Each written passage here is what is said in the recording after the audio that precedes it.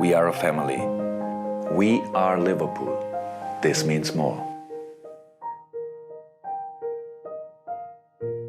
모든 대회에서 우승을 하기 위해 최선을 다하겠다 다짐한 선수단의 의지가 처음으로 꺾이게 되었습니다. FA컵 8강 맨체스터 유나이티드와 연장 혈투 끝에 4대3 패배. 이제 리버풀은 프리미어리그와 유로파리그 우승 트로피를 위해 두 달간 최선을 다해야만 하겠죠. 언제나 패배의 맛은 쓰지만 하필 라이벌 맨유에게 패배를 한 터라 충격을 받으신 팬분들이 굉장히 많으실 겁니다. 하지만 인생과 스포츠는 언제나 승리를 거머쥘 수는 없는 법이니 이번 패배를 통해 개선해야 할 점이 무엇인지 조금은 냉정히 바라보는 시간이 필요할 것 같습니다. 오늘은 이번 경기장에서의 보인 아쉬운 모습들을 토대로 앞으로 남은 두 달 동안 어떤 보완점이 필요한 것인지 자세히 살펴보는 시간을 가져보도록 하겠습니다. 결국엔 오른쪽. 이번 경기가 끝나고 각포의 퍼포먼스에 대한 의구심과 비난을 하곤 했지만 사실 우리가 집중해야 하는 부분은 각포 개인이 아닌 리버풀 팀 수비입니다. 4대3 패배를 유심히 생각해보면 공격수들이 놓친 것에 대한 아쉬움도 분명 존재하겠지만 정말 단순히 생각해보면 그럼에도 우리는 3골을 넣었고 2번의 역전을 이뤄냈습니다. 그런데 대체 왜 우리가 패배를 한 것일까요? 오른쪽 선수 구성, 조합에 주목해봐야 합니다. 첫 번째로 코나테의 부상으로 인한 콴사 스타팅, 두 번째 안정적인 풀타임 소화가 힘든 소보슬라이, 세 번째 다이렉트 공격의 핵심인 아놀드의 부재. 아놀드, 코나테, 소보슬라이 세 선수가 동시에 출전하는 빈도가 극히 줄어들고 있다는 것. 이 안에는 의료진의 관리 문제, 단순히 운이 나쁜 탓, 선수 개인의 관리 문제, 훈련 문제, 개인사 문제, 해석할 수 있는 방향이 워낙 많아서 깊게 파고들 필요는 없습니다. 하지만 그냥 이 세 선수 중 적어도 두 선수라도 필드 위에서 안정적으로 보지 못하고 있는 이 현실이 리버풀 입장에선 안타까울 수밖에 없습니다. 1번을 시작으로 얘기하며 자연스럽게 2, 3번이 녹아들 것이니 천천히 얘기해보도록 하겠습니다. 아직은 03년생, 자렐 콴사는 이번 시즌 데뷔하며 03년생, 이제 고작 21살의 센터백답지 않은 모습을 보이고 있지만 여전히 어린 선수입니다. 그 나이대에 어울리지 않는 침착성과 대담함을 지닌 채 훌륭한 퍼포먼스를 보이고 있는 것은 분명하지만 리그 우승, 유럽대항전 우승, FA컵 우승, 메이저 대회 우승을 하는 데 있어 팀의 스타팅으로 나서고 있다? 솔직히 팀적으로만 본다면 그리 긍정적인 상황은 아니겠죠. 주전급 선수가 경기장에 나서지 못하고 있는 것을 의미하기 때문입니다. 이번 경기 스타팅에 코나테가 나왔더라면 90분 경기에서 승부가 끝났을 것이라 생각합니다. 이유는 5가지. 첫 번째, 우측 센터백 위치에서 나오는 롱볼 효율 증가. 두 번째, 상대의 어설픈 역압박을 개인 능력으로 풀어내어 트랜지션 효율 증가. 세 번째, 넓은 커버 범위를 토대로 우측 브래들리 선발도 가능. 네 번째, 레시포드, 가르나초와의 경합에서 우위 선점, 넓은 커버 범위. 다섯 번째, OT 원정이라는 압박감을 느끼지 않았을 것. 당연히 콴사와 코나테 둘 간의 퍼포먼스가 차이가 나다 보니 어쩔 수 없는 것입니다. 콴사가 못했다가 아니라 콴사의 고점이 코나테의 고점과는 큰 차이가 있기에 더욱 코나테가 그리울 수밖에 없던 것이죠. 솔직히 이 5가지는 코나테만을 의미하는 것이 아니라 아놀드 또한 포함이 됩니다. 아놀드가 있다 하면 고메즈 브래들리의 활용폭도 다양하게 가져가면서 여러 형태를 가져갈 수 있기 때문이죠. 우선 맨유와의 경기에서 아놀드, 코나테가 없는 리버풀의 우측을 얼마나 집요하게 공략했는지 데이터와 함께 경기 장면으로 봅시다. 이날 맨유의 공격 방향은 노골적인 리버풀의 우측, 맨유 입장에서는 왼쪽 공격이었습니다. 무려 50%를 상회하는 비율. 이는 대놓고 레시포드와 콴사, 고메즈의 매치업을 유도하는 동시에 반다이크와 매치업을 하지 않겠다는 의도가 보이는 수치죠. 조금 더 자세히 경기장 내에서의 터치 기록으로 보시면 페널티 에어리어에서도 콴사, 고메즈가 있는 우측에서 훨씬 더 많은 터치 스팟이 찍혀있고 파이널 서드 전체로 넓혀봐도 명확히 우측에서 볼을 더 많이 잡았다는 것을 알 수 있습니다. 연장전에서의 실점은 리버풀 선수들의 미스로부터 발생한 것이라 치더라도 선제 실점, 후반 추가 시간 레시포드에게 허용한 완벽한 기회 모두 콴사 쪽 라인에서 발생했죠. 경기 장면으로 보면 프리킥 상황에서 맨유는 빠르게 진행, 레시포드가 1대1을 하는 과정에서 콴사가 측면으로 반응했습니다. 자연스럽게 고메즈는 콴사의 공간을 커버하여 센터백과 풀백 간의 위치가 바뀌었죠. 어떻게든 콴사는 레시포드를 박스 바깥으로 밀어내는데 성공하고 브루노 페르난데스에게 패스가 전개되는 과정에서 콴사와 고메즈의 포지셔닝 그리고 가르나초의 포지셔닝을 같이 봐야 합니다. 만일 콴사가 포지션 회복을 하지 않고 그대로 레시포드와 경합을 하겠다 생각했다면 고메즈와 소통을 하든 아니면 보다 명확히 움직였어야 했지만 두 선수 간의 대화가 이뤄지지 않았던 것인지 둘 모두 레시포드에게 붙어버립니다. 레시포드는 두 선수 뒷공간으로 스루패스를 넣으며 가르나초에게 전달. 이미 반다이크와 콴사 간의 거리가 상당히 벌어져 있죠. 가르나초의 오른발 슈팅, 세컨볼 맥토미니 득점, 선제 실점을 하게 됩니다. 레시포드를 밀어낸 순간 빠르게 포지션 회복을 했더라면 곧바로 스위칭을 하며 적어도 가르나초가 편하게 오른발 슈팅을 하지는 못했을 겁니다. 고메즈가 콴사의 위치를 조정하지 못한 것이 아쉽게 느껴질 수도 있습니다만 코나테였다면 과연 저런 판단을 했을지 의구심이 드는 부분이 있죠. 후반 추가 시간, 볼이 바깥으로 빠지고 에릭센이 볼을 소유한 상황입니다. 이 순간에서도 라인이 정리되는 가운데 레시포드는 왼손을 올려 뒷공간으로 로빙 스루 패스를 넣어달라는 신호를 합니다. 환사는 이를 견눈질로 확인하지 못했는지 역동작에 걸리며 레시포드의 스타트를 전혀 막질 못합니다. 켈러와 1대1 상황에서 어처구니 없게 놓쳐서 그렇지 사실 이 순간 경기는 끝났던 것이나 다름없었죠. 레시포드의 좋은 움직임이 만든 찬스이기는 하지만 환사는 경기 내내 레시포드의 움직임을 억제하지 못했습니다. 패스맵을 추가로 보시면 레시포드, 브루노 페르난데스, 완비사카 모두 좌측에 깊숙이 움직였던 것을 알 수 있죠. 리버풀의 오른쪽에서 오버로드를 유도한 다음 가르나초, 호일룬과 같은 선수들에게 공간을 만들어주기 위한 움직임도 가져갔으며 의도적으로 우측에서 계속해서 컨택을 하며 환사 고메즈의 스위칭은 물론 엔도 알리스터를 페널티 에어리어로 당기는 모습을 자주 보여주었습니다. 반다이크 입장에선 우측까지 모든 것을 커버하기엔 가르나초, 호일룬, 맥토미니의 움직임이 거슬릴 수밖에 없었죠. 그렇지만 여기까지도 어떻게든 버텨내고는 있었는데 브래들리 투입, 로버트슨 아웃, 소보슬라이 아웃, 엘리엇 투입, 로버트슨 아웃, 브래들리 투입, 살라 아웃, 각포 투입, 72분, 77분에 거쳐 두 번의 교체를 통해 우측 라인업이 완전히 새로 바뀌게 됩니다. 포워드 구성은 그렇다 치고 로버트슨 아웃, 브래들리 투입 이 선택 하나가 결과적으로는 최악의 한 수라 봐도 무방합니다. 라이트백이 고메즈, 브래들리로 계속해서 바뀌고 아놀드가 복귀하지 못하는 것도 문제라 볼 수 있으며 레프트백 포지션에서 로버트슨이 완전한 풀타임을 소화하지 못하는 것도 문제입니다. 결국 또 오른쪽이 여러 문제에 속한다는 것이죠. 체력 안배라는 요소를 제외하고 축구적인 부분에서만 본다면 브래들리의 투입은 우측에서의 공격력과 전진 빈도를 높이겠다는 의도라고 봐야 합니다. 이를 통해 고메즈가 레프트백으로 이동하며 변형 백스리 형태를 환사, 반다이크, 고메즈로 가져가겠다는 것이죠. 좌측에서는 수비적인 빌드업을 가져가고 브래들리의 공격적인 포지셔닝을 토대로 공격 진행 방향을 좌측에서 우측으로 바꾸겠다는 의도라고 볼 수 있습니다. 하지만 이 선택은 결과적으로 오른쪽에서 치명적인 수비 약점을 노출하게 되었고 경기 흐름을 완전히 뒤바꾸게 되었습니다. 77분까지의 전체 패스, 파이널 서드로 향한 패스, 그 안에서의 패스, 슈팅 터치, 그리고 77분에서부터 연장 120분까지의 기록을 비교해보면 확연히 알 수 있습니다. 먼저 파이널 서드로 향한 패스, 파이널 서드에서의 패스 수치만 비교해보더라도 리버풀은 201회, 맨유는 109회, 패스 스팟으로 보더라도 확연히 리버풀이 위협적인 기회를 더 많이 만들어내고 위협적인 움직임을 가져갔다는 것을 알 수 있습니다. 이 과정에서 전체 패스는 523회 대 295회, 터치 687회 대 459회, 결정적인 찬스는 서로 비슷하게 오갈 수 있다 하더라도 경기의 주도권은 리버풀이 가지고 있다는 것을 명확히 알 수 있습니다. 하지만 77분 고메즈가 레프트백으로 이동, 브래들리 투입, 소보슬라이 아웃, 엘리엇 투입, 살라 아웃, 각포 투입, 이 순간에서부터 경기 흐름이 완전히 뒤바뀌게 됩니다. 77분에서 경기 종료까지 맨유는 파이널 서드에서 115회, 리버풀은 65회, 전체 패스는 221회 대 198회, 터치는 334회 대 318회, 슈팅은 13회 대 6회, 77분에서부터 경기가 종료될 때까지 기록한 파이널 서드의 패스가 그 전까지 기록한 맨유의 파이널 서드 패스 기록보다 높습니다. 분위기가 완전히 바뀐 것을 알 수 있죠. 브래들리, 콴사, 엘리엇 이렇게 03년생 3명의 선수가 우측에 위치하게 되면서 첫 번째로 브래들리, 가르나초 매치업에서 열세가 되었으며 두 번째 테나가 브래들리, 콴사, 엘리엇 낮은 높이를 집요하게 공략하게 되었습니다. 만약 상대가 우측을 집요하게 파는 가운데 아놀드가 있었다면 트랜지션 과정에서 오히려 좋은 찬스가 나왔을 것인데 아놀드가 경기에 나설 수 없기 때문에 트랜지션에서의 효율은 어쩔 수 없다 치고 1, 2번 단순히 경합 부분에서 열세 상황을 보이게 됩니다. 상대 입장에서 브래들리, 콴사, 엘리엇이 우측에 있는데 당연히 공략해야겠죠. 메가이어 파이널 서드 움직임, 후반전 테나은 브래들리, 콴사 사이에 메가이어를 공격적으로 올리며 대놓고 에릭센의 롱볼을 메가이어의 머리로 향하게끔 유도했습니다. 이는 콴사를 향한 것이 아닌 브래들리, 메가이어, 브래들리, 가르나초, 헤더 클리어링이 미숙한 브래들리를 공략하여 세컨볼 상황에서 공격 찬스를 만들어내려는 것이었죠. 중간에서 파울을 통해 끊겼다 곧바로 브래들리, 가르나초 위치로 롱볼, 세컨볼 싸움을 만들었고 리버풀이 내려앉는 상황이 만들어지자 브래들리와 메가이어의 매치업을 만들어두고 세컨볼이 가르나초 혹은 레시포드에게 향하게끔 롱볼을 투입했습니다. 실제로 이는 메가이어의 유효 슈팅으로 이어졌으며 리버풀에게 있어 정말 위험한 상황이었죠. 계속해서 그냥 무조건적으로 우측으로 공을 투입했습니다. 동점골을 넣고도 역습 상황에서 레시포드, 가르나초가 있는 우측으로 롱볼 투입, 반다이크가 레시포드를 견제하기 위해 아래로 당겨지게 되며 뒷공간은 콴사, 브래들리, 치미카스가 커버해야 했는데 레시포드가 시간을 보내며 타이밍에 맞게 맥토미니에게 크로스, 이 또한 아주 아슬아슬하게 비껴갑니다. 역시나 중앙에서의 경합은 브래들리, 치미카스, 우위를 점할 수 없는 조합이었죠. 마지막 실점 과정마저도 결국 그라운드 경합 차이였습니다. 치미카스가 코너킥을 차게 되면서 본래 레프트백 혹은 라이트백이 최종 수비수로 남는 구조에서 브래들리가 후방 보호를 위한 최종 수비수로 선정되었죠. 여기도 만약 고메즈를 그대로 풀타임 소화시켰더라면 하는 아쉬움이 남을 수밖에 없었습니다. 물론 누가 있더라도 2대1 상황에서 막았을 거란 보장은 절대 없고 실점했을 확률이 높았겠지만 브래들리가 가르나초 디알로를 상대하는 것보단 고메즈가 가르나초 디알로를 상대하는 그림이 훨씬 기대값이 높았겠죠. 이 영상 내내 여러모로 브래들리 콴사에 집중하여 얘기를 하게 되었지만 이 모든 것은 결국 코나테와 아놀드 그리고 소보슬라이 세 선수가 온전히 풀타임을 소화할 수 있는 상황이었더라면 하는 아쉬움으로 남을 수밖에 없습니다. 연장 전반 브래들리를 통한 공격 전개가 온전히 이루어지지 않자 레프트백 고메즈를 빼고 치미카스를 넣으며 반대편 공격 루트를 뚫으려는 교체수를 보였지만 그 순간 리버풀의 포백을 보시면 치미카스, 반다이크, 콴사, 브래들리입니다. 그라운드 경합에 절대적으로 열세의 형태를 보이는 백포 구성에서 누네스, 디아스는 지쳤고 각포는 여전히 퍼포먼스가 좋지 않고 엔도, 알리스터, 엘리엇 3미들 3명 모두 체력적인 부담 존재, 그라운드 경합 열세, 체력 열세, 기술적인 얘기를 하기에 앞서 신체적인 부분에서 맨유를 상대로 우위를 점할 수 없던 연장전이다 보니 한두 번의 실수가 그대로 실점으로 이어지게 되었습니다. 코나테가 복귀했다면 콴사 대신 롱볼 전개, 공간 커버, 공중볼 우위를 점해주었을 것이고 아놀드가 복귀했다면 우측이 공략당하는 가운데 롱볼 하나로 트랜지션에서 경기를 끝냈을 수도 있고 브래들리가 우측으로 들어가면 아놀드가 미드필더 옵션으로 직접 볼을 운반하여 공격 포인트를 만들었을 수도 있겠죠. 두 선수 모두 힘들었다 하면 소보슬라이라도 필드 위에 남아 풀타임 소화가 가능했으면 좋았는데 역시나 아쉬웠습니다. 지금까지 브래들리, 엘리엇, 콴사 03년생 3인방의 아놀드, 소보슬라이, 코나테의 빈자리를 완전히 채워주었지만 결국 트로피를 들어올리기 위해서는 오른쪽에서 주전, 레귤러 선수들의 복귀가 간절합니다. 이번 맨유와의 경기에서 발생했던 다른 문제점도 존재하지만 돌고 돌아 오른쪽에서의 수비 문제, 오른쪽에서의 트랜지션 효율 문제, 롱볼 효율 문제, 주전 선수들의 부재로 인한 결과물이 계속해서 나오고 있기 때문에 브라이튼점을 기점으로 복귀하게 되는 코나테, 아놀드의 컨디션이 시즌 마지막까지 안정적으로 유지되길 기도해야 할 것 같습니다. 다음 영상에서 또 다른 내용으로 가져오도록 하겠습니다. 그럼